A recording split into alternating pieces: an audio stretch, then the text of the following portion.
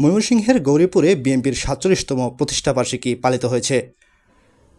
শামসুল ইসলাম হেলিমের পাঠানো তথ্যচিত্রে থাকছে বিস্তারিত।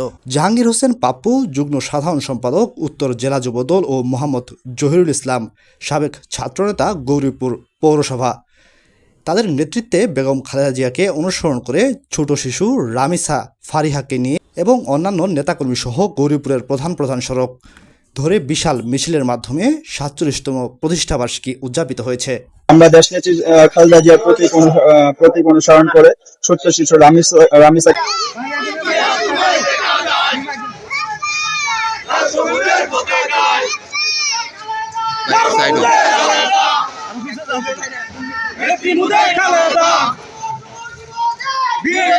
জন্মদিন শুভ শুভ শুভ দিন।